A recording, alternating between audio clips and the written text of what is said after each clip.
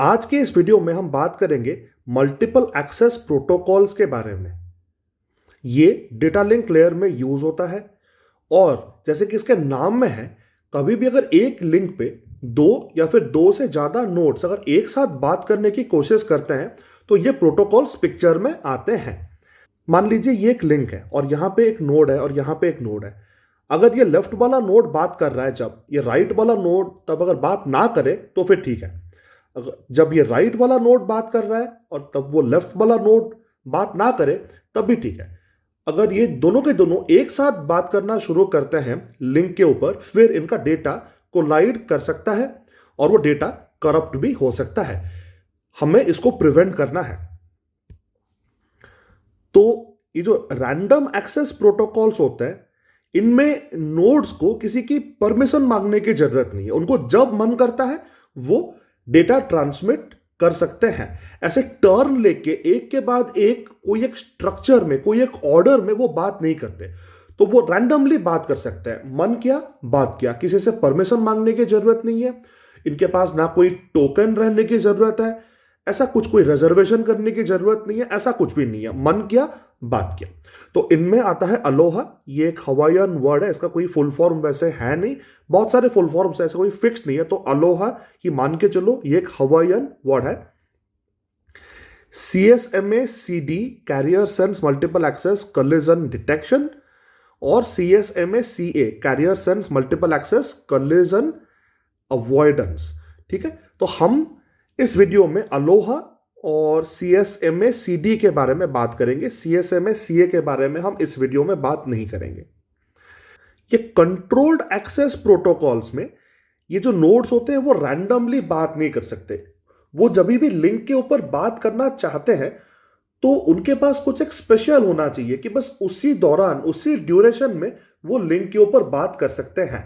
जैसे कि रिजर्वेशन में उनको स्लॉट्स रिजर्व करना पड़ता है कि मैं पहले स्लॉट में बात करूंगा, तुम दूसरे स्लॉट में बात करोगे, तो वो उसी स्लॉट के टाइम पे ही वो अपना डेटा को ट्रांसमिट करेंगे। पोलिंग में क्या होता है कि एक एक सेंट्रल नोड होता है जो कि एक एक करके पोल करता है, तुमको बात करना है नहीं, तुमको बात करना है नहीं। अगर कोई हाँ बोलता है तो बस वही बात करेगा, वो सेंड करेगा।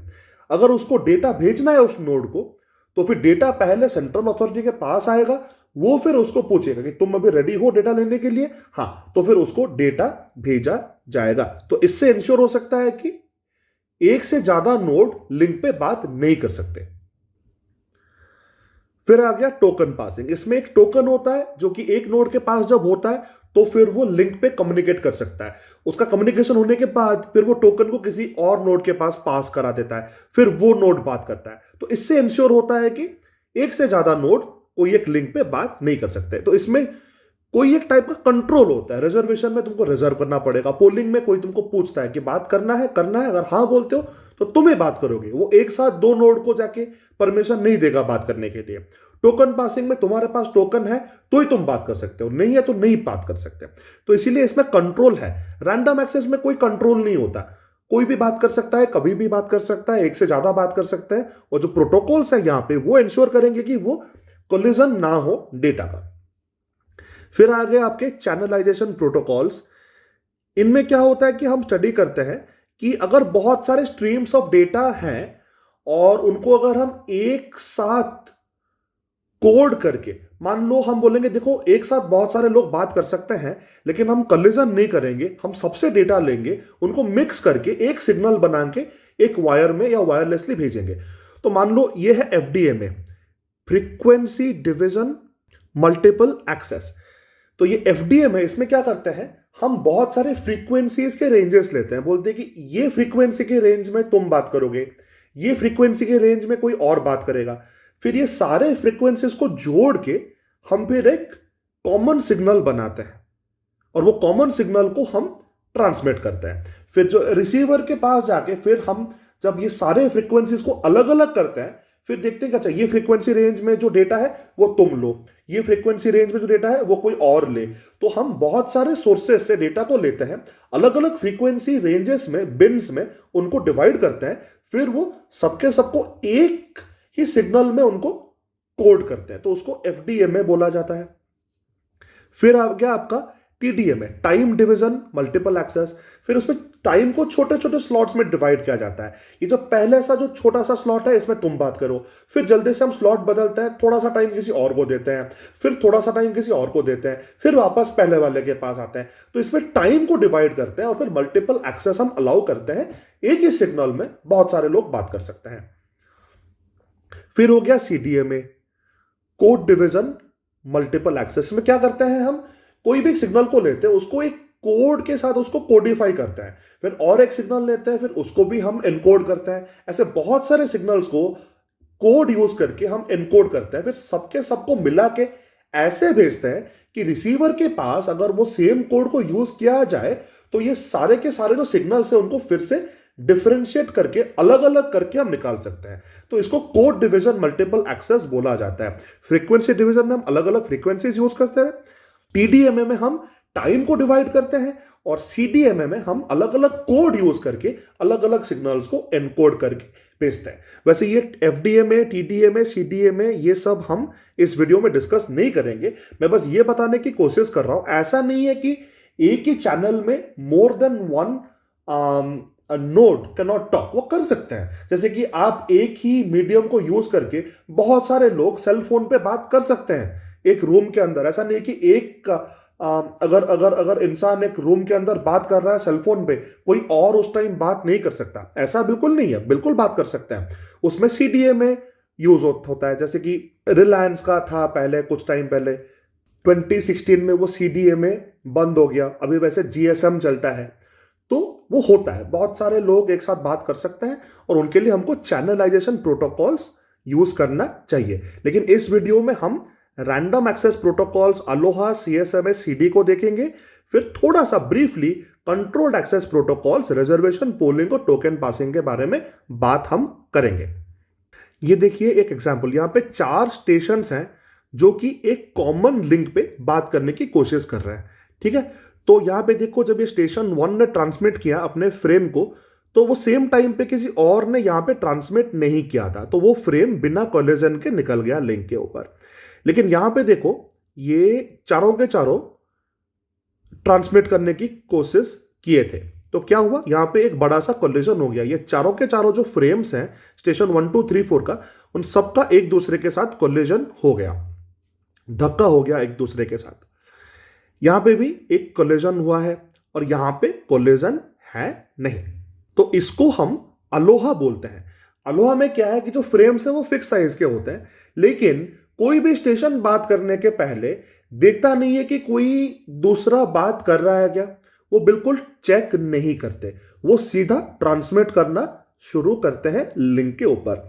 वो चेक नहीं करते कि लिंक अभी बिजी है कि आइडल है, और वो जब ट्रांसमिट करते हैं वो कोई फिक्स टाइम स्लॉट पे भी ट्रांसमिट नहीं करते। They can transmit totally randomly. ठीक है, ऐसा नहीं है कि हम t इक्वल टू 0 पे ट्रांसमिट किया, फिर t इक्वल टू 1 सेकेंड में फिर से हम ट्राई करेंगे, ऐसा कुछ नहीं है। वो t इक्वल टू 0.5 सेकेंड्स में भी ट्राई कर सकते हैं ट्रांसमिट करने के लिए। तो अलोहा में हम टेस्ट नहीं करते कि लिंक बिजी है कि आइडल है, और हम कभी भी ट्रांसमिट कर सकते हैं। कोई ऐसे फिक्स्ड स्लॉट्स में हम ट्रांसमिट नहीं करेंगे, हम रैंडमली ट्रांसमिट कर सकते हैं। चलो, तो इसका जो प्रोसेस है उसको हम ये वाले फ्लो चार्ट से स्टडी करेंगे। स्टेशन के पास अभी एक फ्रेम है जो कि वो सेंड करना चाहता है, तो पहले वो एक के बोल के एक वेरिएबल को 0 से सेट करेगा। वो क्यों करेगा मैं आगे जाके आपको क्लैरिफाई करूंगा। फिर वो फ्रेम को सेंड करेगा। ठीक है, फ्रेम को वो सेंड कर दिया, वो देखेगा नहीं कि लिंक बिजी है कि वो आइडल है, कोई और ट्रांसमिट कर रहा है नहीं कर रहा है। It will transmit the frame, it will wait for 2 times propagation delay. ठीक है, जो प्रोपगेशन टाइम है, what is a propagation time, जो मान लो ये जो सेंडर है और मान लो दूसरे एंड पे there is a receiver, right, the time that a single bit of data will take from to go from the source to the destination is propagation time. 2 times that is for the data to go to the destination and come back to the source, the reply, the acknowledgement or whatever, the response, the time it will take for it to come back to the source is TP again. So the entire round trip time is 2 into TP. तो वो क्या करेगा, तो वो 2 into TP के लिए wait करेगा। तब तक अगर इसके पास अगर एक एक्नॉलेजमेंट आ गया, मतलब उसने डेटा भेजा और डेस्टिनेशन से एक एक्नॉलेजमेंट आ गया, तो फिर सक्सेस है, ठीक है। लेकिन अगर उतना वेट करने के बाद भी इसके पास एक एक्नॉलेजमेंट नहीं आया तो वो के को इंक्रीमेंट करेगा, ठीक है। मतलब this is like it is trying to see if it can retry again. वो रीट्राई कर सकता है क्या, उसका जो काउंट रखता है वो के में रखा जाता है। अगर ये के if it becomes greater than a particular stipulated quantity के मैक्स, अगर ये के मैक्स से बड़ा हो जाता है फिर हम अबॉर्ट करते हैं। हम बोलेंगे कि नहीं, मान लो के मैक्स अभी 5 है, अगर के का वैल्यू 6 हो गया तो फिर हम अबॉर्ट करेंगे, बोलेंगे कि नहीं नहीं नहीं, अभी बहुत बार हमने ट्राई किया, may be the situation is really bad, so many stations are trying to transmit, so we should stop, हमको ट्रांसमिट नहीं करना चाहिए, ठीक है। लेकिन जब तक वो के मैक्स से हम लेस देन इक्वल टू है, what we will do is we will choose a value r. Now what is r? Now r is a number between 0 to 2 to the power k minus 1. k का जो भी value है 2 to the power that number करना चाहिए, फिर उससे -1 करना चाहिए। 0 से लेके उस नंबर तक r is a random number. So now the value of k is 1. It started off as 0. We incremented it to 1 after the first failure. So 2 to the power k is 2 minus 1 is 1. So r would be a number between 0 and 1. As in it can either be 0 or it can be 1. Okay. So एक बार हमने r का value choose कर लिया, then we will wait for some time, okay. It's called the back off time. हम immediately transmit नहीं करेंगे, फिर तो मतलब तुमने ट्रांसमिट किया, फिर कलेजन था, इसीलिए तो तुम्हारा फ्रेम गया नहीं और एक्नॉलेजमेंट टाइम पे आया नहीं। तो you should give it some time, you should give some space to the link कि चलो बाकी के लोग भी ट्रांसमिट करेंगे, हम थोड़ा सा टाइम लेके ट्रांसमिट करें ताकि it might better our chances of a successful transmission. And what is that back off time? So we take that value of r and we either multiply it with the propagation time or we multiply that with the transmission time. TFR is the frame transmission time. मतलब the amount of time it takes for a station to put an entire frame on the link. एक पूरा frame को, जो कि fix size का यहाँ पे एक पैकेट है यहाँ पे, उसको यहाँ पे लिंक पे रखने के लिए जो टाइम है उसको हम क्या बोलते हैं, ट्रांसमिशन टाइम बोलते हैं। यहाँ पे उसको TFR बोला जाता है, फ्रेम टाइम या फिर नहीं तो ट्रांसमिशन टाइम, ठीक है। So the back off time would be r multiplied by either the propagation time or the transmission time, the frame transmission time. It's up to the policy, like जो designer होगा उसने select किया होगा कि either use TP or TFR. Okay, once you have chosen one, then just stick to that. Okay, so we will wait for TB amount of time, then we will try to send the frame again, wait for 2 times the propagation delay, and then if we get the acknowledgement within that amount of time, then sure, fine, our frame got transmitted and we also received the acknowledgement. But if we do not get the acknowledgement in time, then we again increment k by 1. Maybe this time k would become 2. From 1 it will become 2. And so let's just say k max is 5. So 2 is not greater than 5. So we will give it another chance. We will choose r. Now this time r would be again from 0 to 2 to the power k minus 1. 2 to the power k is 2 to the power 2. 4 minus 1 is 3. So it will be a number between 0 and it can be 0, 1, 2 or 3. Any one of these numbers. So let's just say r is randomly chosen to be 2. So we take 2 and we either multiply it with TP or TFR, right? The frame time, the frame transmission time. So whatever we choose. So we wait for that much time and then we try to transmit it again. So this keeps on going until either the packet is transmitted or you run out of the maximum number of retries. So यहाँ पे एक problem है, इसको देखते हैं. The stations on a wireless Aloha network are a maximum of 600 kilometers apart. Okay, the distance is given. Signals are going at the speed of light, 320/8 meter per second.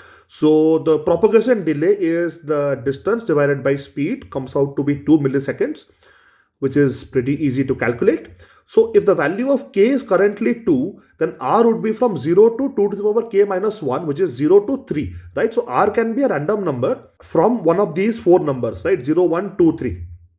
That means if we use TP, so let's not use TFR, if we use TP for calculating the back off time, so we have to take the value of r and multiply that with TP.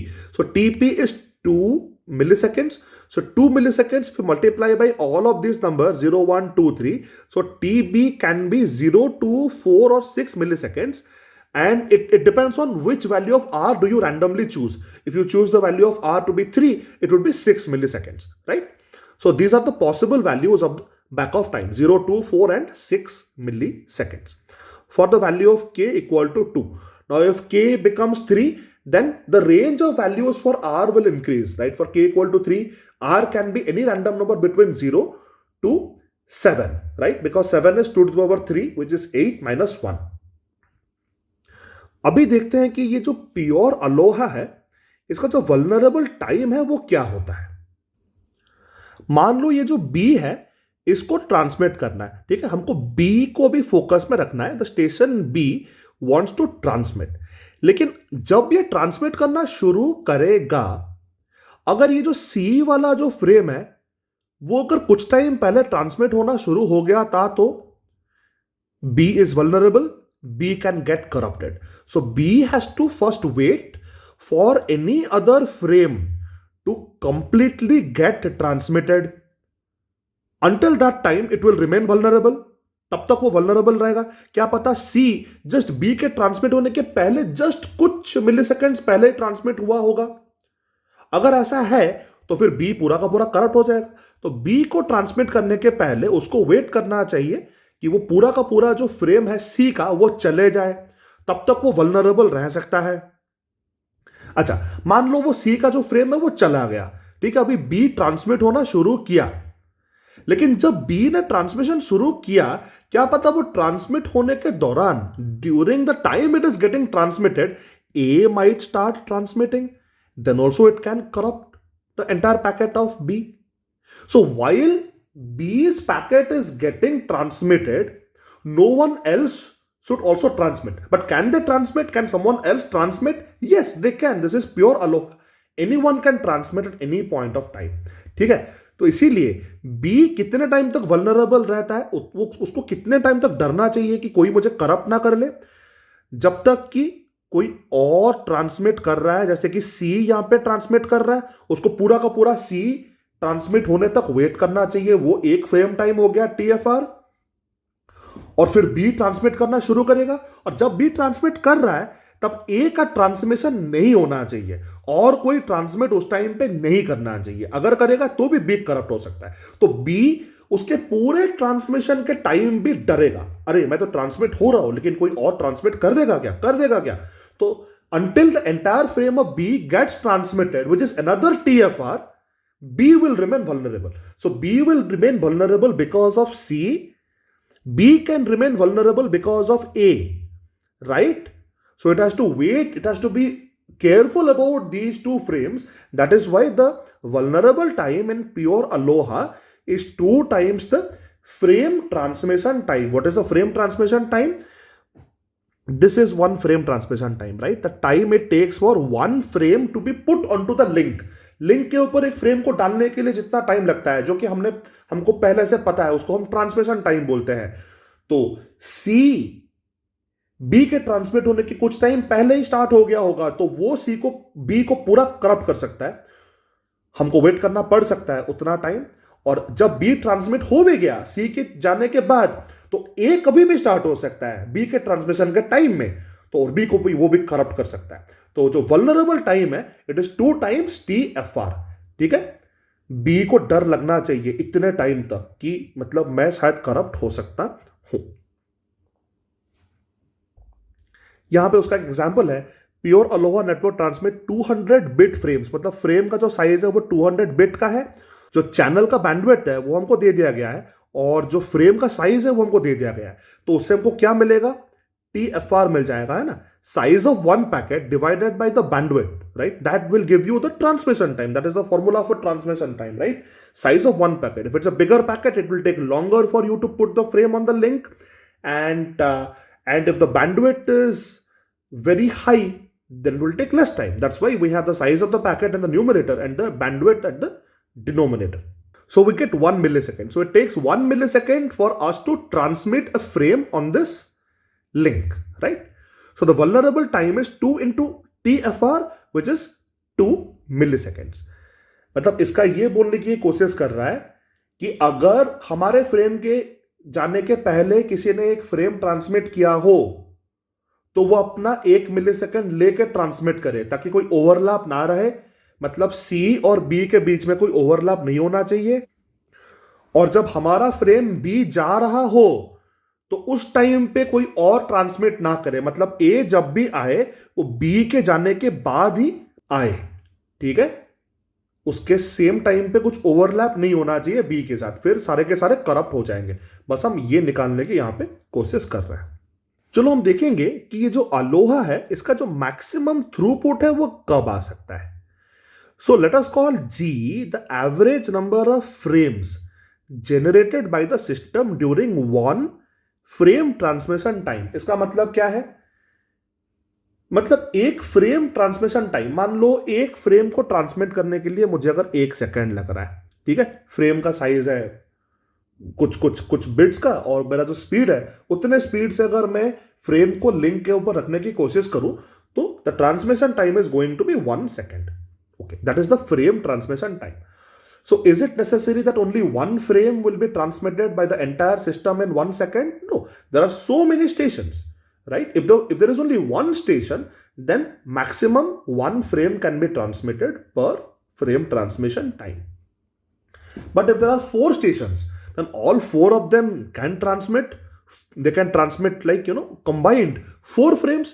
वो 4 frame transmit कर सकते हैं कि नहीं? जैसे कि यहां पे हुआ था, देखो यहां पे क्या हुआ था, कुछ आगे पीछे करके ऑलमोस्ट एक फ्रेम ट्रांसमिशन टाइम के अंदर, यहां पे अगर ये एक फ्रेम ट्रांसमिशन टाइम है, नीचे टाइम एक्सेस पे लगभग 4 फ्रेम ट्रांसमिट हो गए थे उस टाइम पे, हो सकता है। और यहां पे देखो एक फ्रेम ट्रांसमिशन टाइम में बस एक ही फ्रेम ट्रांसफर हुआ है, यहां पे लगभग on an average 2 frames transfer हो गए और यहां पे बस एक ही फ्रेम ट्रांसफर हुआ है। तो it can depend, right? It can go from nothing is getting transmitted, or one station is transmitting, or up to all the stations are transmitting at the same time, ठीक है। अगर कोई भी transmit नहीं कर रहा है तो हमारा थ्रूपुट 0 है। अगर मान लो बस एक ही सिस्टम ट्रांसमिट कर रहा है तो फिर we may not be making the best use of our channel. अगर सारे के सारे बार बार बात कर रहे हैं तो वो सारे के सारे एक दूसरे के चैनल को करप्ट करने में लगे हुए हैं, वो भी हो सकता है। तो कहीं ना कहीं बीचों बीच इसका आंसर निकल के आने वाला है। देखते हैं कि इसका आंसर क्या निकल के आएगा। तो अभी तुमको ये जी का मतलब समझ में आ गया होगा। ये जी है average number of frames transmitted in one frame transmission time. मतलब TFR जो भी है उतने टाइम में ऑन एन एवरेज सिस्टम कितने फ्रेम्स ट्रांसमिट करने की कोशिश कर रहा है। अगर वो कोई भी फ्रेम ट्रांसमिट ना करे तो थ्रूपुट 0 हो जाएगा। अगर बहुत सारे लोग एक साथ बात करने की कोशिश करें तो क्या होगा, वो कोलाइड करके वो सबका उनका सिग्नल मतलब करप्ट हो सकता है। तो कहीं ना कहीं बीचों बीच एक आंसर निकल के आना चाहिए जी का कि इतने रेट में अगर ये स्टेशन ट्रांसमिट करे अपने फ्रेम्स को, फिर मैक्सिमम थ्रूपुट हमको प्योर अलोहा से मिल सकता है। तो ये जो अलोहा का जो थ्रूपुट है उसका जो फॉर्मूला है वो ये है। एस अगर थ्रूपुट है ना तो उसका जो फॉर्मूला है वो है G इंटू e⁻⁻²g। ई जो होता है वो नेचुरल लॉगरिथम का जो बेस होता है वो होता है। ई का वैल्यू जो होता है वो 2.71828 ऐसे होते होते वो जाता है आगे तक, ठीक है। तो ये ई का वैल्यू। तो the throughput for pure ALOHA is S equal to, S मतलब थ्रूपुट, G इंटू e⁻⁻²g, ये उसका फॉर्मूला।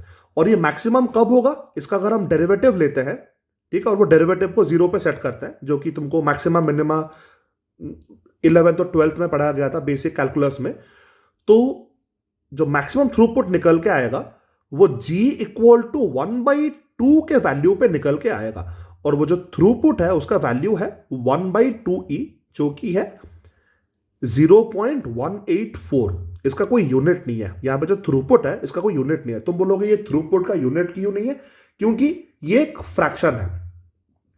तो मैक्सिमम थ्रूपुट अगर जो लिंक का पॉसिबल है, अगर कलेजन ना होता तो क्या होता, जो लिंक का जो बैंडविड्थ है ना, लिंक का जो पूरा, अगर मान लो 100 Mbps का लिंक है तो अगर हम पूरा का पूरा वो पाइप को भर के भेज सकते थे तो हमारा जो एस का वैल्यू होता वो 1 निकल के आता। अभी जो मैक्सिमम थ्रूपुट के प्योर अलोहा का निकल के आ रहा है वो 0.184 है, मतलब वो है 18.4%। अगर हमारा लिंक का बैंडविड्थ है मान लो 100 Mbps, तो हम बस 18.4 Mbps ही सक्सेसफुली यूज कर सकते हैं।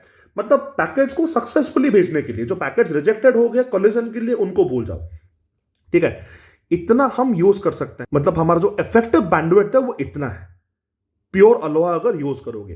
क्यों? क्योंकि जो एस का जो वैल्यू है एस मैक्स, और एस क्या है वो है थ्रूपुट, जिसका कि फॉर्मूला यहां पे दिया गया है। जी क्या है? It is the average number of frames generated by the system पर फ्रेम टाइम। एक फ्रेम टाइम पे जो भी तुम्हारा फ्रेम टाइम है, एक फ्रेम का ट्रांसमिशन टाइम जो भी है, उतने टाइम में सिस्टम कितने फ्रेम जनरेट कर रहा है उसका वैल्यू है जी। उसको लेके तुम अगर इस फॉर्मूला में डालोगे तुमको एस मिलेगा, and S is going to be a fraction, right, whose maximum value is 1, minimum value is 0। So whatever value you get, if you multiply that value with the bandwidth of the link जो कि 100 Mbps है maximum, उसके साथ multiply करोगे तो you will get the effective bandwidth, right. The effective bandwidth is what you will get if you take the maximum bandwidth, multiply it with S. And S का जो maximum value है वो निकल के आएगा अगर G है 0.5। अगर तुम एक फ्रेम ट्रांसमिशन टाइम में आधा फ्रेम ट्रांसमिट करते हो, क्योंकि हमारा जो वल्नरेबल टाइम है वो क्या है, वो है 2 into FR, ठीक है। इसीलिए अगर तुम आधा फ्रेम ही ट्रांसमिट लगभग करते हो तो उसमें मैक्सिमम गारंटी रहता है कि कोलिजन एक दूसरे के साथ मिनिमम होंगे। उससे अगर ज्यादा रेट से कोई ट्रांसमिट करने की कोशिश करे, वो एक दूसरे के साथ कोलाइड करके तुम्हारा थ्रूपुट और भी कम हो जाएगा, मतलब 18.4% से भी वो कम हो जाएगा। So all you need to know is that for pure ALOHA the throughput is given by this formula where e's value is given here, it's a base of the natural logarithm जो ln करके निकालते थे। And this throughput hits its maximum for G equal to 1/2. मतलब if per frame time, if you're transmitting only half a frame, then you hit the maximum throughput of 18.4%. और वो percentage को लेके तुम किससे मल्टीप्लाई करोगे? It will depend on the maximum bandwidth of the link. अगर वो 100 Mbps है तो तुम्हारा जो इफेक्टिव बैंडविड्थ है वो 18.4 Mbps है। तो यहां पे एक एग्जांपल स्टडी करते हैं। A pure Aloha network transmits 200 bit frames। ये है फ्रेम का साइज और ये है बैंडविड्थ, चैनल का bandwidth 200 kbps। What is the throughput if the system all stations together, सारे के सारे जो स्टेशंस हैं वो 1000 फ्रेम्स पर सेकेंड। ये तुम्हारे बुक में एक टाइपो है, मैंने वहां से सीधा उठा लिया था पीडीएफ से। सो ये फ्रेम्स होना चाहिए, इसने उसको थोड़ा सा स्पेलिंग मिस्टेक कर दिया। So if the system produces 1000 frames पर सेकेंड, ओके। अच्छा, what is the frame transmission time?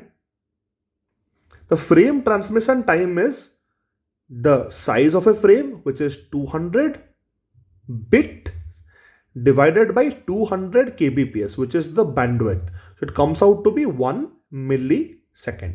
So 1 millisecond जो है वो एक फ्रेम को ट्रांसमिट करने का टाइम है, ठीक है। अगर ये सिस्टम 1000 फ्रेम्स पर सेकेंड ट्रांसमिट करता है तो वो एक फ्रेम टाइम में कितना फ्रेम कर रहा होगा? मतलब जी जो हमारा है वो क्या है? It is the number of frames, average number of frames transmitted by the entire system, मतलब सारे स्टेशंस को मिला के इन 1 फ्रेम टाइम, नॉट पर सेकेंड, पर फ्रेम टाइम। तो फ्रेम टाइम हमारा 1 मिलीसेकेंड है, तो अगर 1 सेकेंड में वो 1000 फ्रेम्स ट्रांसमिट कर रहे हैं तो 1 मिलीसेकेंड में ऑन एन एवरेज वो एक ही फ्रेम ट्रांसमिट कर रहे होंगे। तो the value of G is 1। So in this case हम फॉर्मूला डालेंगे, जो हमारा थ्रूपुट है वो ये वाला फॉर्मूला है, और हमारा 0.135 निकल के आया एस का वैल्यू, यानी कि 13.5%, ठीक है। So this means that the throughput is 1000 into 0.135। मतलब अगर हम 1000 फ्रेम्स को ट्रांसमिट करने की कोशिश कर रहे हैं तो हमारा बस उनमें से 135 फ्रेम्स ही सही जाके पहुंचेंगे। बाकी के जो फ्रेम्स है वो सारे कोलाइड करके एक दूसरे से वो नष्ट हो जाएंगे, दे कैन गेट करप्टेड। दूसरे केस में देखते हैं 500 फ्रेम्स पर सेकेंड। सो अगर 500 फ्रेम्स पर सेकेंड भेज रहा है, मतलब वो 1 मिलीसेकेंड, मतलब एक फ्रेम टाइम 1 मिलीसेकेंड है, तो 1 मिलीसेकेंड में वो आधा फ्रेम भेज रहा होगा, मतलब जी का वैल्यू 1/2 हो गया। और फॉर्मूला के हिसाब से we get our maximum S, है ना। हमने पहले देखा था कि जो एस है, जो थ्रूपुट है, that is maximum for G equal to 1/2, जो कि इस केस में 18.4%। सो the throughput is 500 into 18, मतलब 92. So if you're transmitting 500 frames per second, then 92 frames will survive. बाकी के जो frames है वो कोलाइड होके नष्ट हो सकते हैं। 250 frames per second, इसमें क्या होगा? The system is sending 250 frames per second. That means the value of g is going to be 1/4. Why is that? The system is sending 250 frames per second. That means it is sending 1/4 frames per millisecond. Why per millisecond? Because the frame time is 1 millisecond. So g equal to 1/4, and when we apply the formula, we get 15.2%. तो अगर वो 250 frames पर second भेज रहे हैं, उसका 15.2% जो है वो 38 फ्रेम्स है। So 38 out of 250 frames will probably survive. बाकी के frames they will get destroyed because of collision probably. So the maximum percentage wise जो throughput है वो ये B के केस में ही निकल के आता है। तो बोलोगे ज्योति ये तो 135 ऊपर लगे, लेकिन ये 135 आउट ऑफ 1000 है और ये 92 आउट ऑफ 500 है। तो 92 out of 500 is a much higher percentage than 135 out of 1000। अब हम डिस्कस करेंगे स्लॉटेड अलोहा के बारे में। अलोहा में क्या होता था, हम लिंक को तो चेक करते ही नहीं थे कि लिंक बिजी है कि आइडल है, लेकिन जो ट्रांसमिट करते थे वो रैंडमली कोई भी टाइम हम ट्रांसमिट कर सकते हैं। ऐसा कोई स्लॉट नहीं होता था कि ये अभी स्लॉट स्टार्ट हो रहा है, ट्रांसमिट करना है तो इस स्लॉट में करो, नहीं तो फिर तुमको दूसरे स्लॉट तक वेट करना पड़ेगा। ये स्लॉट के बीच में ट्रांसमिशन शुरू नहीं कर सकते, ऐसा प्योर अलोहा में नहीं होता था।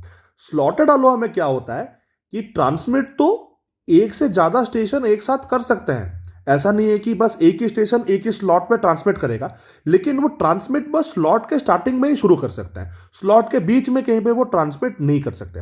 मतलब यहां पे देखो ये स्लॉट शुरू हो रहा है, तो बस स्टेशन 1 ने यहां पे ट्रांसमिट किया, तो जब वो स्लॉट शुरू हो गया तो ये स्लॉट के बीच में कहीं पे कोई और ट्रांसमिट नहीं कर सकता। They all have to wait till the beginning of the next slot.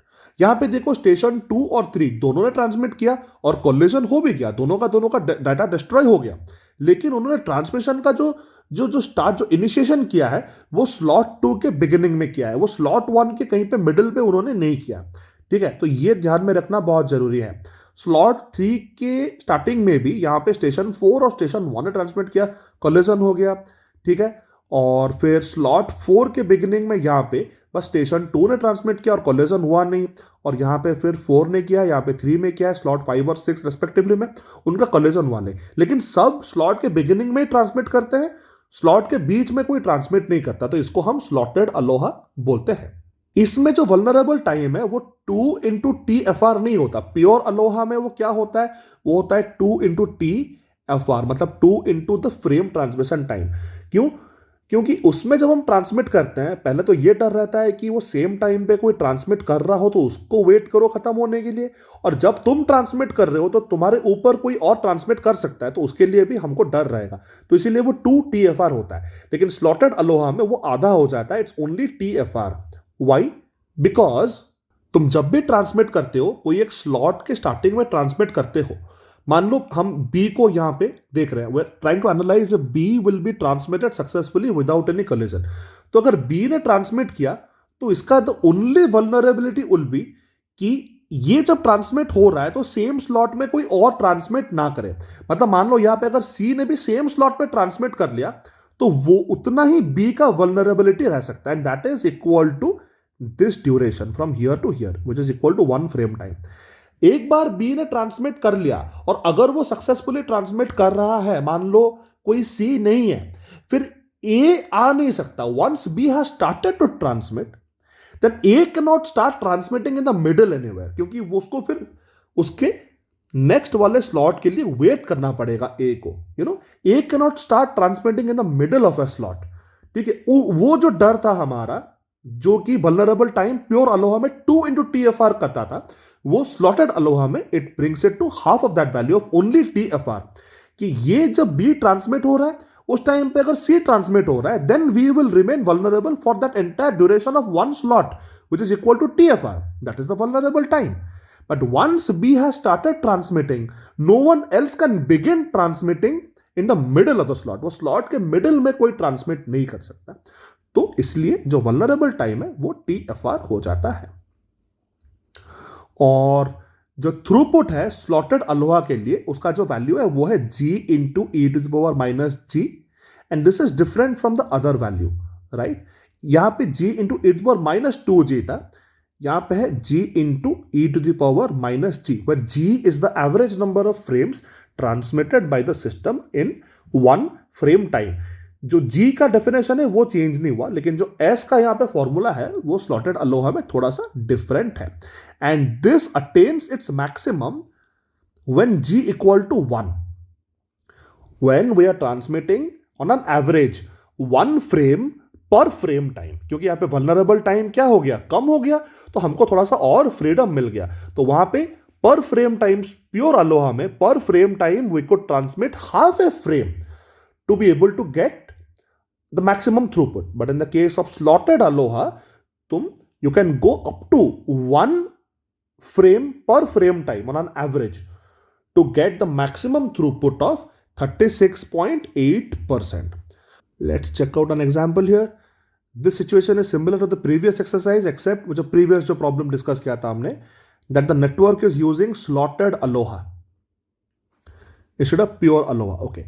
The frame transmission time is 1 millisecond, जो कि पहले हमको पता था, क्योंकि 200 was like the 200 bit frame size and 200 kbps was the channel bandwidth, right? So we got 1 milliseconds as our transmission time, frame transmission time. And in the first case, which is like this case, right, 1000 frames per second, G was 1, and the second case G was 1 by 2, and the third case G was 1 by 4. So let's just do the same thing here. Here G is 1.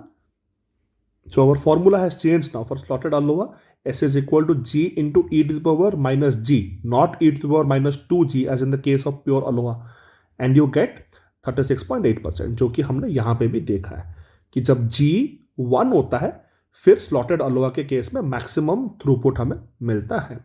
तो अगर हमने 1000 frames भेजा था पर second, उनमें से 368 successfully शायद जाके पहुंच जाए, और G इक्वल टू 1/2 वाले केस में जो B वाले ऑप्शन में था उसमें हमको 30.3% का सक्सेस मिल रहा है, और जब G इक्वल टू 1/4 है उसमें हमें 19.5% का सक्सेस मिल रहा है। So we can clearly see कि जब हम ऑन एन एवरेज एक फ्रेम टाइम में एक फ्रेम भेजने की कोशिश करते हैं पूरे सिस्टम में, तो हमको मैक्सिमम थ्रूपुट परसेंटेज मिलता है, जो कि है 36.8%। अभी हम बढ़ते हैं CSMA के तरफ। CSMA जो होता है उसको बोलते हैं हम कैरियर सेंस मल्टीपल एक्सेस।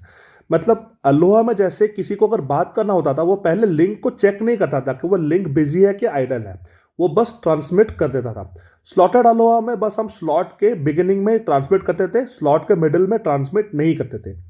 लेकिन CSMA में कोई भी स्टेशन ट्रांसमिट करने के पहले वो लिंक को देखता है कि वो लिंक बिजी है कि आइडल है। अगर वो लिंक बिजी है, मतलब कोई किसी और का सिग्नल उस पर अभी करेंटली है, तो वो ट्रांसमिट नहीं करेगा। लेकिन अगर वो लिंक आइडल है, अगर वो लिंक यूज नहीं हो रहा, तो फिर वो ट्रांसमिट कर सकता है।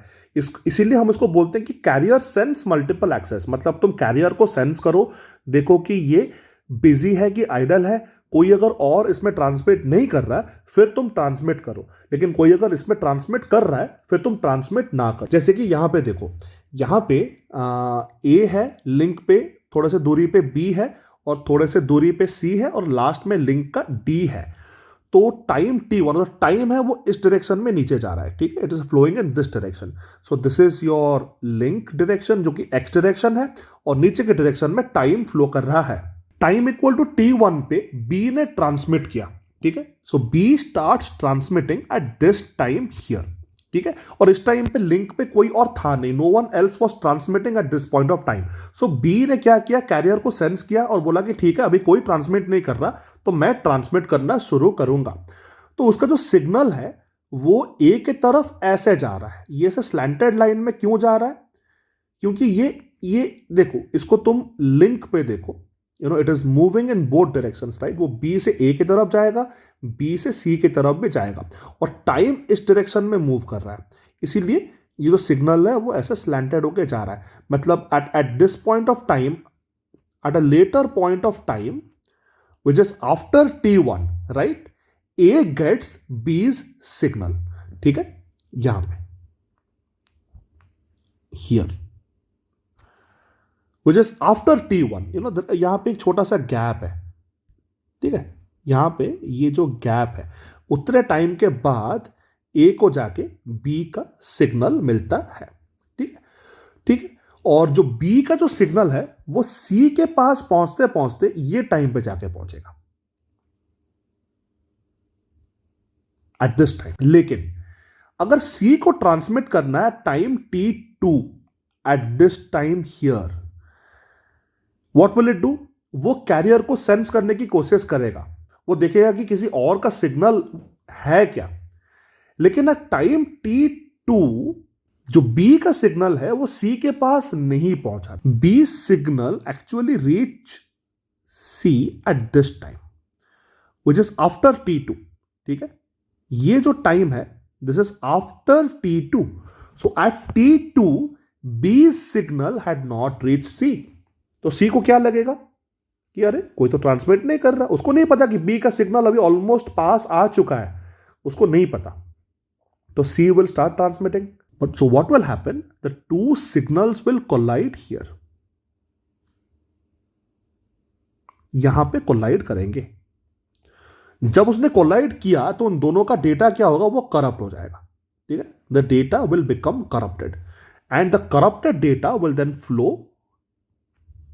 To the left and to the right, ठीक।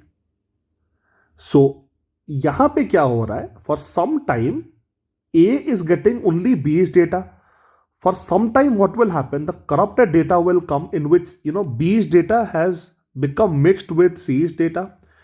Then after some time it will also get little bit of pure c's data, right, when b's data is not there anymore, ठीक है। सो a को क्या मिलेगा, कुछ टाइम के लिए b का डेटा मिलेगा, फिर b और c का मिक्सचर मिलेगा, फिर यहां पे फिर खाली c का डेटा कुछ टाइम तक मिलेगा, ठीक है। तो ये है CSMA का थोड़ा सा स्पेस और टाइम का डायग्राम का इंट्रोडक्शन।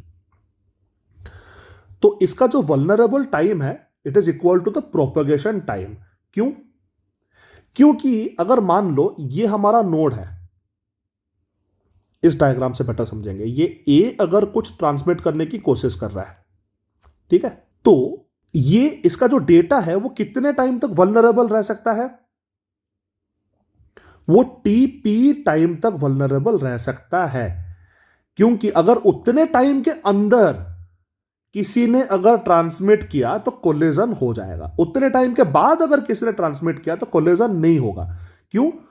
क्योंकि डेटा यहां से शुरू हुआ ए का, ए से लेके डी तक पहुंचने के लिए कितना टाइम लगेगा, प्रोपगेशन टाइम इतना टाइम लगेगा। वही तो प्रोपगेशन टाइम का डेफिनेशन है। मतलब पहला बिट, ए का जो पहला बिट है, ट्रेन का जो इंजन है, वो जाके ए से लेके डी तक पहुंचने के लिए टीपी अमाउंट ऑफ टाइम हमको लगेगा। बाकी का जो फ्रेम है वो तो पीछे पीछे आएगा, that is the transmission time, right, but the propagation time is TP. So उतने टाइम तक अगर बी, सी और डी वेट कर जाएं टीपी टाइम के लिए, फिर कोलिजन नहीं होगा। मान लो जो डी है वो टीपी के जस्ट पहले ट्रांसमिट करना शुरू कर ले। मान लो कि ए का डेटा यहां तक आया था, over here, as data is right here. So at that point of time अगर डी सेंस करता है सिग्नल को, तो उसको ऐसा लगेगा कि लिंक पे कोई और ट्रांसमिट कर नहीं रहा, क्योंकि ए का जो इंजन है, जो पहला बिट है, वो अभी डी के पास पहुंचा नहीं है। डी ने क्या किया, ये टीपी टाइम तक वेट नहीं किया, उसने सेंस किया और डेटा भेजना शुरू कर दिया। तो और वो जल्दी से जाके यहां पे कहीं पे ए के साथ वो डेटा कोलाइड कर जाएगा।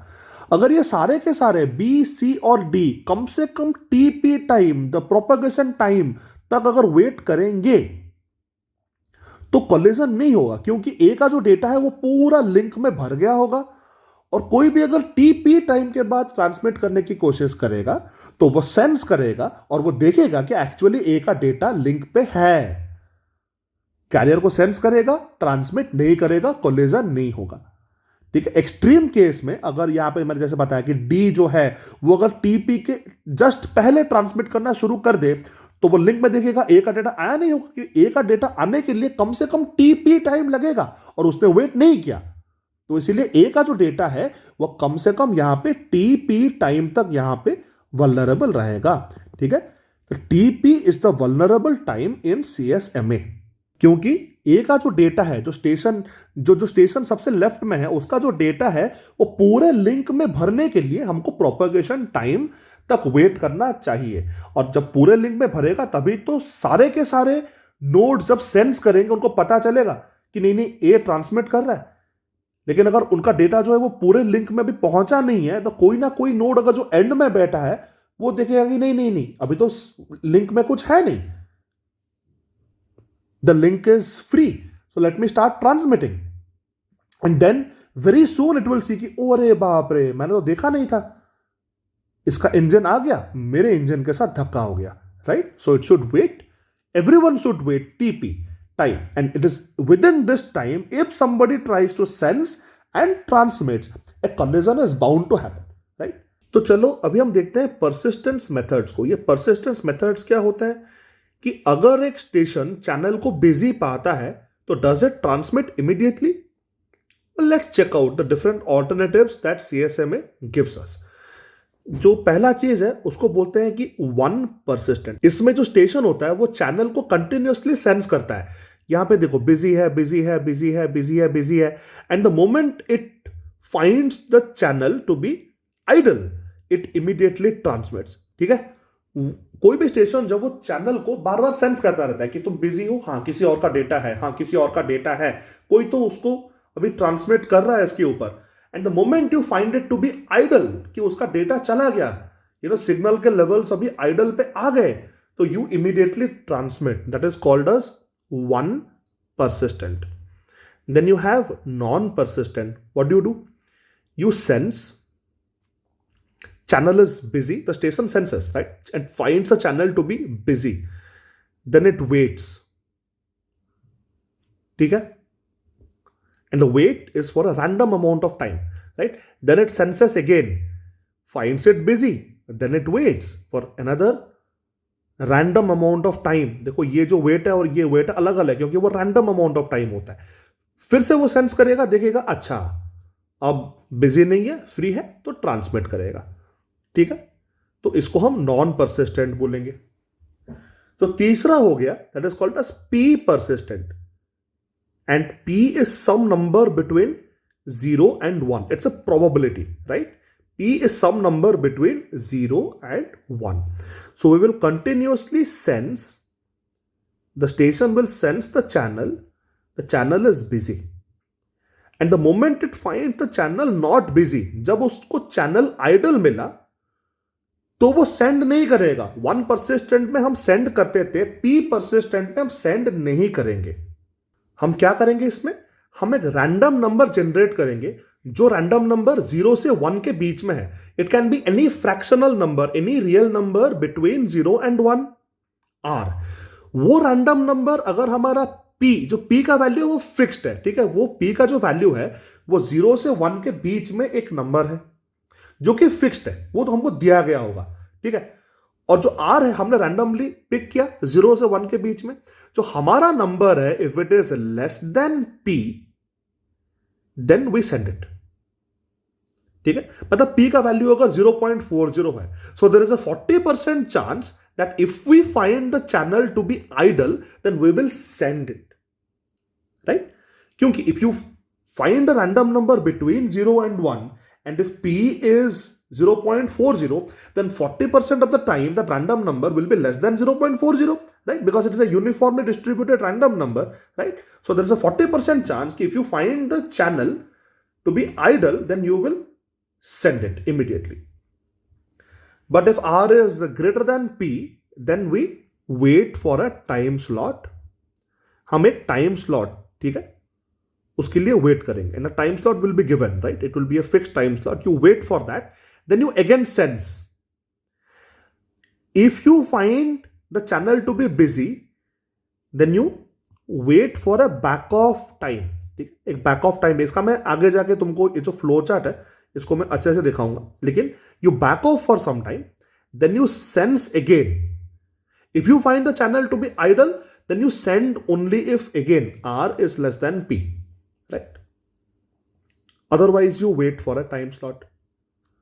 Sense busy नहीं है, send if R is less than P. ठीक है, जब भी चैनल आइडल है you send if R is less than P. If the channel is busy, ठीक है, then what do? You wait for a back of time, and if you did not send because R was greater than P, you wait for a time slot. ठीक है, तो अगर channel idle है, तुमने continuously sense किया, channel को idle मिला और R अगर लेस देन P है तो you send it.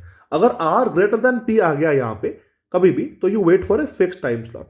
After that if you find the channel to be busy, then you wait for a back off time, try to send again if the channel is free. If it is free, you again check if R is less than P. If it is less than P, then send. Otherwise, if you did not send because R was greater than P, but the channel was otherwise free, channel was idle, then you wait for a time slot. ठीक है, तो ये है one persistent का flow chart. इसमें हम देखते हैं कि चैनल बिजी है. अगर बिजी है तो come back and check again. Channel is busy, yeah. If it is not busy, then the station can transmit. In non-persistent, what we do? Is the channel busy? True. Then we wait randomly. Come back again, test. Channel busy, wait randomly again. Come back. Channel is busy, false. If it is false, then the station can transmit. In P persistent, what we do? Is the channel busy? True. Come back. Check. Channel busy? True. Come back. Check.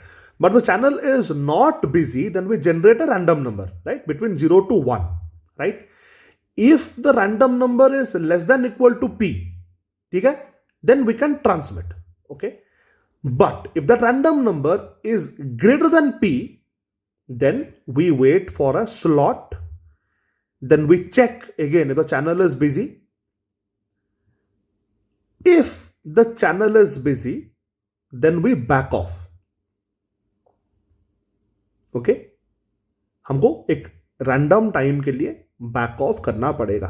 ठीक, जैसे Aloha में एक TB, एक back off time निकलता था, वो are एक number जो कि 0 से 2⁻k-1 के बीच में आता था, फिर आर को लेके अगर टी पी नहीं तो टी एफ आर के साथ मल्टीप्लाई करके एक बैक ऑफ टाइम निकलता था. तो ऐसा ही कुछ एक बैक ऑफ टाइम निकाल के we will back of.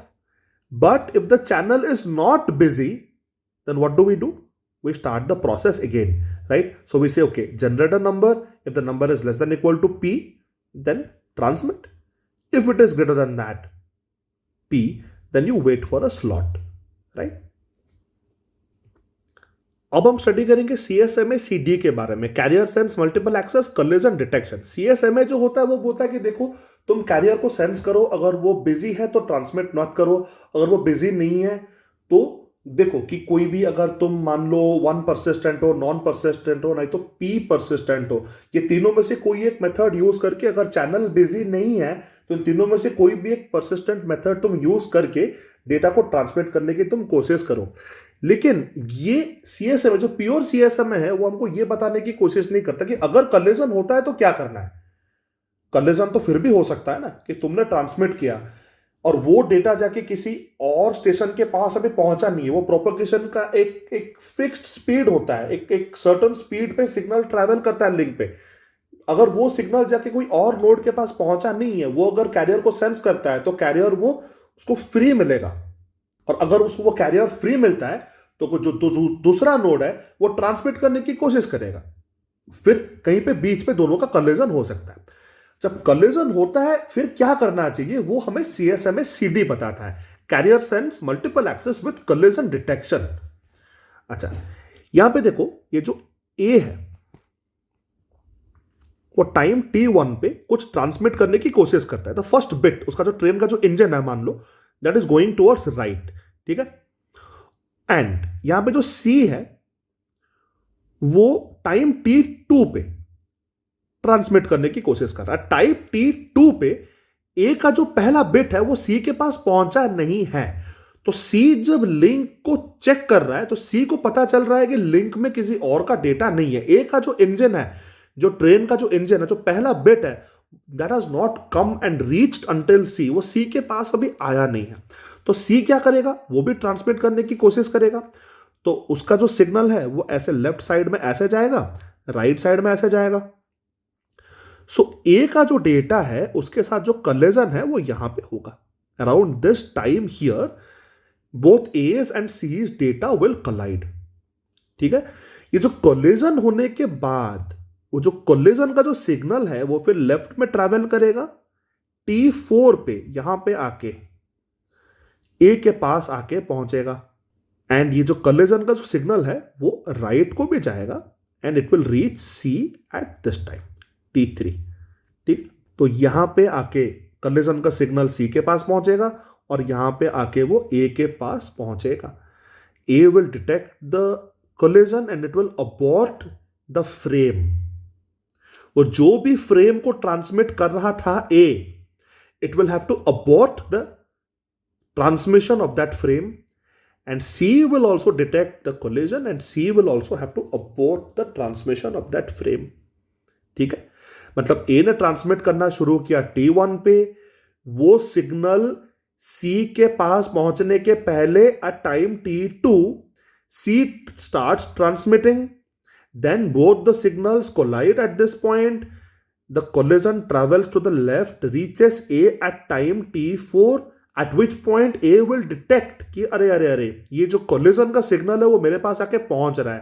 You know, I can detect that the signals have collided. How will A detect? A ऐसे दूर दूर तक देख नहीं रहा लिंक पे। A will only come to know that a collision has happened when the collision signal, जो corrupted signal है, वो आके A के पास पहुंचे।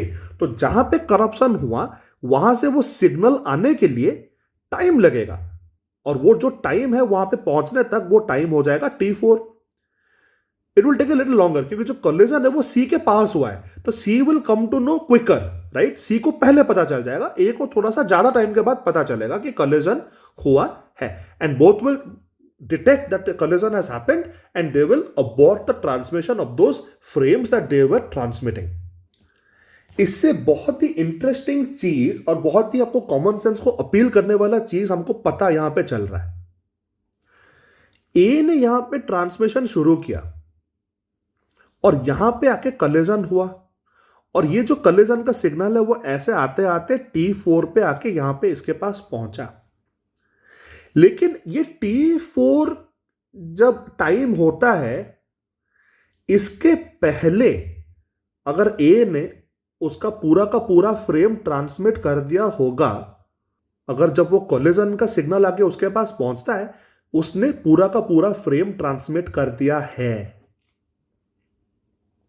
अगर वो पूरा का पूरा फ्रेम ट्रांसमिट कर दिया है तो उसको कोई फर्क नहीं पड़ेगा कि कोलिजन हुआ है और वो कोलिजन का सिग्नल उसके पास आया है। ए बस कोलिजन के लिए तब चेक करता है जब वो एक फ्रेम को ट्रांसमिट कर रहा होता है। While it is still transmitting the same frame, it will be checking also for a collision signal on the link. If it has already completed transmitting that frame, it will not be checking for the collision anymore। लेकिन इसका मतलब क्या यह है कि collision होगा नहीं आगे जाके? हो सकता है, और ए को पता नहीं चलेगा। ये बहुत ही अनफॉर्चुनेट सिचुएशन है। ठीक है, ये बस माइंड में रखना कि जब तक ए ट्रांसमिट कर रहा है, ए कंटिन्यूसली लिंक पे ये भी चेक कर रहा है कि लिंक पे कोई कोलिजन का सिग्नल आया है क्या। अगर आ गया तो it will abort the transmission of that frame, और वो कोई फ्यूचर टाइम में वो सेम फ्रेम को रीट्रांसमिट करने की कोशिश करेगा। Because that frame that it was transmitting got corrupted, it has to retransmit the same frame again. It can not move on to the next frame. But at time T4 here, when the signal of the collision reaches A, तब तक अगर उसने पूरे के पूरे frame को transmit कर दिया है, अगर वो फ्रेम को उसने पूरा का पूरा ट्रांसमिट कर दिया है, तो वो कोलिजन के लिए चेक नहीं कर रहा होगा. It will not be checking for collision and it will not come to know that a collision actually happened with that frame. अगर उसको पता नहीं चलेगा कि वो फ्रेम जो उसने ट्रांसमिट ऑलरेडी कर दिया है उसके साथ collision C के साथ हो गया, then that frame gets corrupted and A will also not retransmit that frame because it never came to know that collision happened.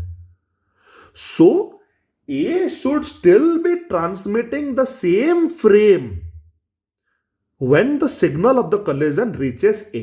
तो A को उतने टाइम तक कम से कम एक फ्रेम को ट्रांसमिट करना चाहिए जब तक कि उसके पास कॉलिजन का जो सिग्नल है वो आके पहुंचे. मतलब फ्रेम साइज का एक मिनिमम वैल्यू होना चाहिए. अगर वो फ्रेम जो होते हैं ये CSMA CD में अगर वो बहुत ही छोटे होंगे फिर क्या हो जाएगा, कोई भी स्टेशन वो फ्रेम को जल्दी से ट्रांसमिट कर जाएगा, फिर वो फ्रेम के बारे में भूल जाएगा, वो फ्रेम आगे जाके कहीं पे कोलाइड करेगा, फिर वो कोलिजन का सिग्नल जब आके फिर से ए के पास पहुंचेगा तो ए तो वो छोटे से फ्रेम को ऑलरेडी पूरा का पूरा ट्रांसमिट कर दिया है. अब वो कोलिजन के लिए ध्यान नहीं दे रहा, it is not paying any attention for detection of collision. So it will not retransmit that frame. That frame is gone. A has discarded that frame from its memory. It does not even have that frame for retransmission again. That is going to be a problem.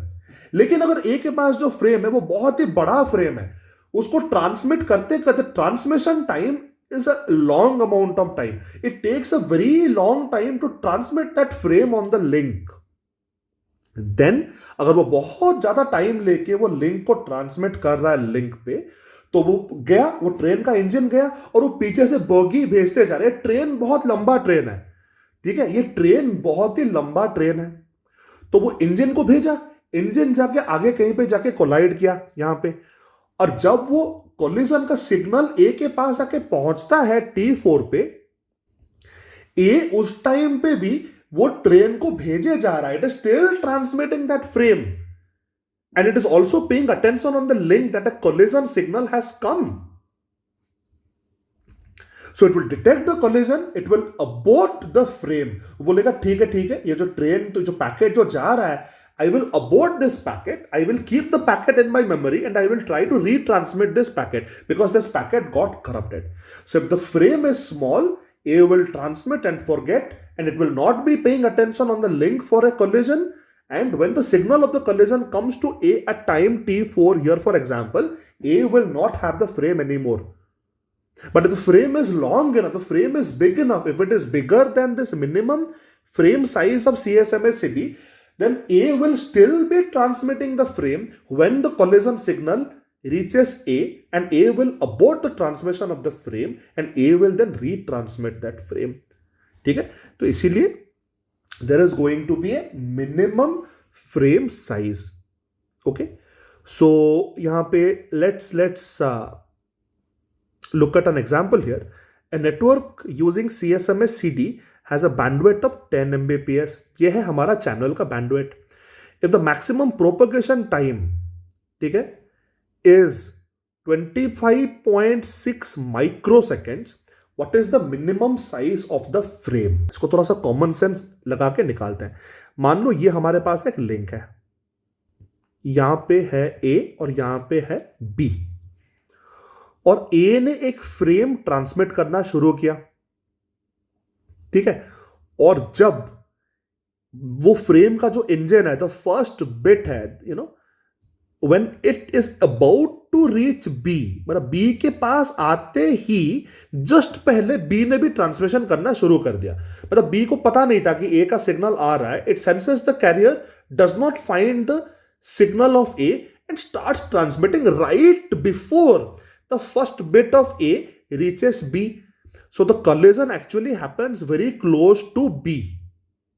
Okay, so the time it takes for the first bit of A to go to B is TP, one propagation time, and the collision happens at B, extreme case, and the signal of collision then comes back to A, takes another TP time.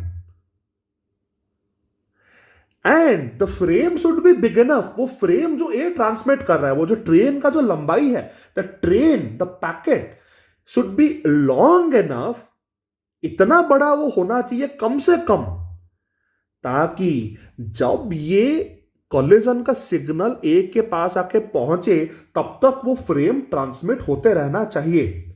मतलब the transmission time of the packet which is going to be TFR, which is the frame time. What is TFR? It is the frame transmission time. The frame transmission time should be greater than equal to 2 times TP. मतलब signal B तक जाए, अगर B पे exactly collision हो गया, फिर वो collision का सिग्नल ए तक आने में फिर से टीपी टाइम लगेगा। मतलब ए से पहला बिट बी तक गया, बी से कलिजन होके कलिजन का सिग्नल ए तक आने तक जो टाइम बीता, that is 2 into TP, and the frame transmission time should be at least equal to 2 into TP। ठीक है, transmission time should be at least equal to 2 TP, तभी तो वो फ्रेम तभी भी ट्रांसमिट हो रहा होगा और ए को फिर पता चलेगा, वो डिटेक्ट करेगा कि नहीं कलिजन का सिग्नल मेरे पास आ गया, let me not throw away this frame, let me keep a copy of this frame so that I can retransmit it at a later point of time. ठीक है, so now we have established a bound, ठीक है, a minimum bound on the frame transmission time. तो ये transmission time पे हमने एक minimum bound निकाला, this is going to be the minimum frame transmission time. So that if you multiply it with the bandwidth, right? The transmission time is multiplied with the bandwidth, then that will give us the size of the packet. ठीक है? Which is going to be this right here. When you multiply, so यहाँ पे जो propagation time है वो क्या TP 25.6 था, we multiply that by 2 and we get 51.2 microseconds as the minimum frame time, the frame transmission time. And that if you multiply it with the bandwidth, you get the minimum size of that packet. वो packet का जो train का जो size है, जो packet का जो size है, वो अगर कम से कम 512 बिट्स नहीं होगा तो क्या होगा? अगर पैकेट का साइज यहां पे 10 बिट्स होता है, so it will transmit it very quickly, वो बी तक जाके पहुंचेगा और जब वो कोलिजन का सिग्नल ए तक आएगा, व्हाट विल हैपन? ए तो जो छोटा सा पैकेट है 10 बिट्स का, उसको तो ट्रांसमिट करके उसको उसने डिलीट भी कर दिया है। A can not transmit the packet again. But if the packet is bigger, if the packet is at least 512 bits in size, then what will happen? Its frame transmission time will be at least 2 into TP, which will give enough time to A to be able to detect a collision happening at the extreme end, worst case scenario, and still be able to detect the collision at its own site here, यहाँ पे detect कर सकता है, and उसने frame को पूरा transmit किया भी नहीं होगा। Then what it will do? It will abort the transmission and keep the frame with it in memory to be retransmitted at a later point of time. So the minimum frame size can be figured out from the frame transmission time, which is equal to 2 into the propagation time. Okay, so from that, if you multiply that with the bandwidth, you get the minimum size of the packet that you must transmit in CSMA CD to be able to successfully detect a collision in the extreme case, in the case where the collision happens at the extreme end of the link. Okay, and then you still be able to detect and retransmit the frame without discarding the frame. अभी हम बस जैसे कि हमने Aloha का देखा था, बस इसका एक फ्लो चार्ट स्टडी करते हैं। सीएसएमए सीडी में क्या होता है, स्टेशन को एक फ्रेम है सेंड करने के लिए, वो के वैल्यू को जीरो करेगा, जो रिट्राई काउंट है उसको जीरो करेगा। प्योर अलोहा में यही हुआ था, और वो फिर कोई एक परसिस्टेंस मेथड को अप्लाई करेगा। ठीक है, जो कि हो गया तुम्हारा 1 persistent, non persistent, P persistent. कोई भी एक परसिस्टेंट मेथड को यूज करके वो ट्रांसमिट करने की कोशिश करेगा। और जब वो ट्रांसमिट कर रहा है, जैसे कि मैंने आपको पहले बताया था, जब वो ट्रांसमिट करता है तो वो क्या करता है, ट्रांसमिट भी करता है, फिर वो लिंक के ऊपर जो डेटा है उसको थोड़ा थोड़ा रिसीव करके वो चेक भी करता रहता है कि कोई कलिजन का सिग्नल आ गया क्या, कलिजन का सिग्नल आ गया क्या। तो वो बार बार चेक करता रहता है। तो वो परसिस्टेंस मेथड अप्लाई करता है देखने के लिए कि अभी लिंक बिजी है कि नहीं है। अगर बिजी नहीं है तो मैं तुरंत करूं या थोड़ी देर के बाद वेट करके करूं, जो भी है वो जो 1 persistent, non persistent, P persistent को यूज करके it tries to transmit. So once it starts to transmit, it is going to continuously also check on the link that अगर मेरा ट्रांसमिशन पूरा हो गया कोई collision के ना होते हुए, or did I detect a collision while I am still transmitting this frame? Did I detect a collision? Did this frame go somewhere, collide with someone else, and the signal of the collision is now reaching me? Okay, so यहां पे check कर रहा है कि done or collision. Okay, so either done हो गया, पूरा का पूरा transmit हो गया without a collision, or a collision has happened. If either of that is true, then it will come to this check. If that is false, that means we are not done, or a collision also has not happened, right? So we have to still transmit and still keep looking at the link. Transmit, keep looking at the link. Done हो गया, collision हुआ नहीं. Transmit, transmit, transmit, transmit. Are we done sending the frame? No. Has a collision happened? No. Continue transmitting. But if either we are done transmitting or a collision has happened, then we come to this check here. So it can be either because of one of the cases, right? Either a collision has happened or we are done transmitting the frame. So if there is a collision, then we take the left side path. If there is no collision, that means we were actually successfully done transmitting the packet, then we have succeeded here. Okay. So if you get a collision, then you send a jamming signal. ये जो एक signal होता है ना, ये पूरे link में वो ब्रॉडकास्ट करता है एक सिग्नल कि सबको बोलने के लिए कि सब चुप हो जाओ. ठीक है, there is a collision, everybody should stop transmitting. क्योंकि अभी किसी ने कुछ अगर ट्रांसमिट किया भी होगा ना, तो वो कोलाइड होगा ही होगा, क्योंकि लिंक पे भी नॉइज आ गया है. तो सबको एक जैमिंग सिग्नल भेजा जाता है बोलने के लिए कि देखो अभी सब चुप हो जाओ. ठीक है, then what it does is it increments the value of K by 1. This is like K equal to 0 से शुरू हुआ था, अभी के को हम 1 करेंगे, right? And then we check is K less than 15. वो एक फिक्स्ड वैल्यू होता है. जो के मैक्स था प्योर अलोहा में, you think of that as 15 over here. So if it is still less than 15, right? So we create a random number. Okay, what is this random number? It is like between 0 to 2 to the power k minus 1, जैसे कि pure ALOHA में होता था. And then we back off for some time, and the back off time here is like r, the value of r that you get. It's a random number between 0 to 2 to the power k minus 1. You take that random number r, multiply it with the frame transmission time, and you get TP, the amount of time to back off, right? And after that you start the same process again. तुम पूछोगे ज्योति, ये link पे, channel पे ऐसा क्या होता है कि किसी को पता चलता है कि ये बिजी है या ये आइडल है या फिर इसमें कोलिजन है? तो वो चैनल पे क्या होता है, एक सर्टन एनर्जी लेवल होता है कि अगर उसमें कोई भी ट्रांसमिट अभी कर नहीं रहा, तो उसमें जो एनर्जी होगा वो ऑलमोस्ट 0 के आसपास होगा. ये जो वैल्यूज यहां पे है, तो कोई अगर सेंस करके देख रहा है कि लिंक पे एनर्जी बिल्कुल है ही नहीं, मतलब कोई भी ट्रांसमिट नहीं कर रहा, it will think of it as the channel being idle. अगर एक फ्रेम ट्रांसमिट हो रहा है and if you check the energy level, then you will get कुछ बीच का some medium level of energy if only one station is transmitting. ठीक है, अभी collision हुआ नहीं है, someone is transmitting, but this is not a collision yet. Collision जब होता है जब दो लोगों का सिग्नल मिक्स हो जाता है. When two signals get mixed, so what will happen? The energy level will become kind of really high. So if you're looking for the energy levels and if you find the energy level to be higher than normal, then that means you are detecting a collision signal. जो पहले मैं A के बारे में बात कर रहा था कि A is also sending data and it is also checking if a collision has happened, कि तो वो क्या देखेगा कि अच्छा नॉर्मल एनर्जी है तो ये मेरा खुद का ही एनर्जी है जो तो मैं फ्रेम ट्रांसमिट कर रहा हूं, लेकिन अगर मुझे ज्यादा एनर्जी मिल गया उसका मतलब collision has happened somewhere. Okay, this is how the stations come to know if the link is idle, or if only a pure signal is coming from someone else, or if your own signal is there, or a collision has happened somewhere. That is how you know. By looking at a higher level of energy, you come to know that a collision has happened.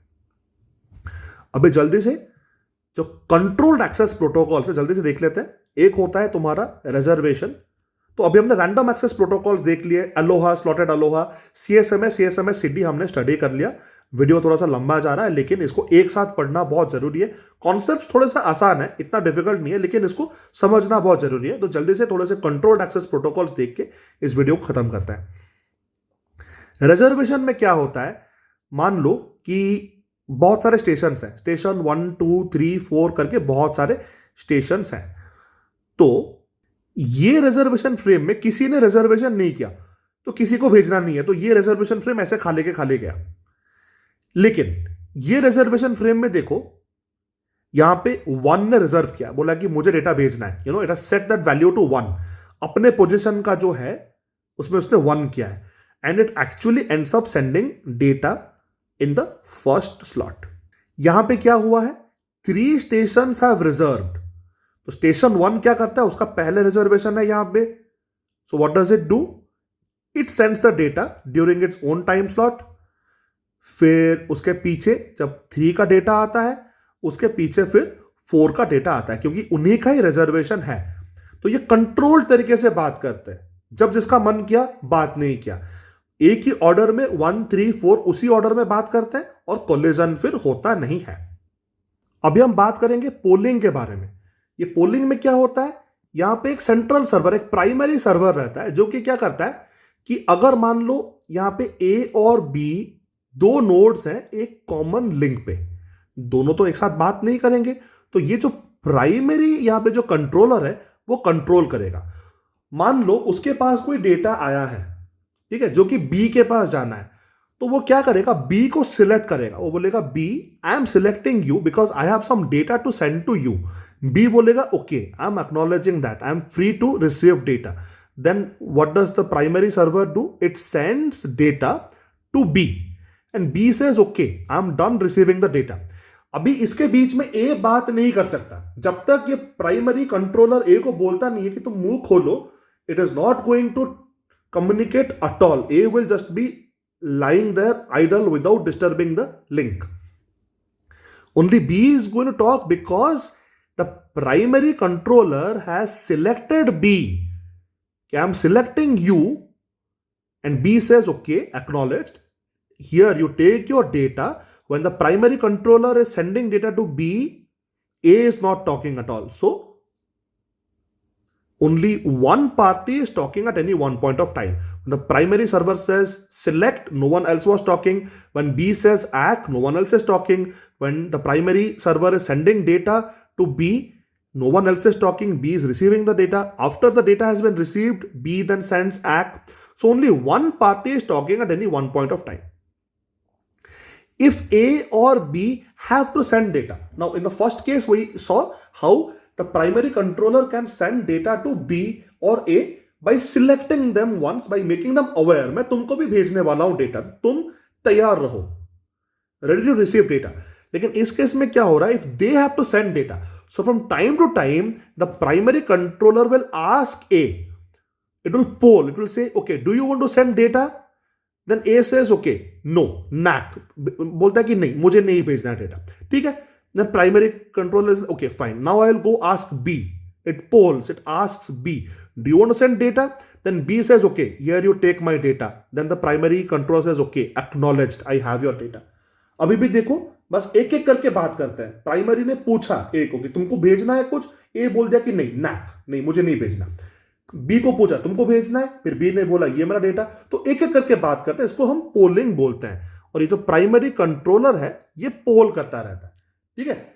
ये भेजने के time select करता है, बोलता है कि तुमको भेज रहा हूं तुम रखो, और डेटा लेने के टाइम पोल कर, तुमको भेजना है डेटा दो मैं लूंगा, नहीं देना है ठीक है मैं दूसरे के पास जाता हूं उनको पूछूंगा, तो एक एक करके बात करते हैं। तो ये एक कंट्रोल्ड एक्सेस प्रोटोकॉल हो गया।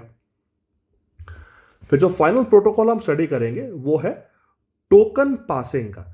टोकन पासिंग में क्या होता है कि मान लो ये नोड 1 के पास एक टोकन है, ठीक है, इसको पता है कि वो टोकन को किसको नेक्स्ट देना है, वो 2 को नेक्स्ट देगा, लेकिन जब तक 1 के पास वो टोकन है बस 1 ही बात कर सकता है लिंक पे, कोई और बात नहीं कर सकता। उसका बातचीत होने के बाद after it is done transmitting data communicating over the link, it will pass the token over to 2, okay, then 2 will use it and transmit data। when it has the token then it knows whom to send the token next, it will send the token next to 4। so this is going to be a physical ring in which the nodes are actually in a ring, okay। but what if one of the nodes goes down, कोई अगर एक node खराब हो गया तो वो token वहां पे फंस सकता है। तो इसीलिए you can use a dual ring in which one token goes in the clockwise direction and another token goes in the counter clockwise direction. But the counter clockwise direction कोई एक टोकन इनमें से उसको सेकेंडरी टोकन मानता है. अगर primary token कहीं पे फंस गया है, then we will start using the secondary token in the other direction, right? Until then the primary token is going to be used. So this gives a certain level of redundancy. We do not use both the tokens at the same time. Then what will happen? Then two parties can start talking at the same time. But if one token is stuck somewhere, then the secondary token can be used. And the parties do not have to be in a ring kind of a structure. So they can be in a bus like this. This is a bus on which 1, 3 and 2, 4 are connected. And you can think of this as a logical ring. Instead of this being a physical ring, this looks like a logical ring here, the dotted arrows. Why? Because 1, if it has the token, it can talk. लेकिन उसको फिर token को 2 को देना है, वो 2 को देगा. 2 का एड्रेस उसके पास है. Even if they are not connected in a ring, it can then send the packet. वो पैकेट को ऐसे करके फिर इसके पास भेज सकता है, बिकॉज 2 का एड्रेस उसके पास, उसको पता है कि टोकन नेक्स्ट किसको भेजना है. वो 2 को भेजेगा. 2 फिर क्या करेगा, उसको फिर 4 के पास भेज सकता है. 4 फिर उसको ये बस यूज करके 3. सो वो सारे के सारे बस को यूज करेंगे. तो सेंट्रल बस है बीच में, जो कि एक रिंग नहीं है, लेकिन उनको नेक्स्ट किसको टोकन देना उसका एड्रेस पता है, तो वो उसको वो टोकन भेज सकते हैं. और वो ऐसे स्टार रिंग जैसा भी हो सकता है. It can take this topology also. So hopefully you were able to understand some of the random access protocols, and we got a brief overview of a few of those controlled access protocols too. Thank you.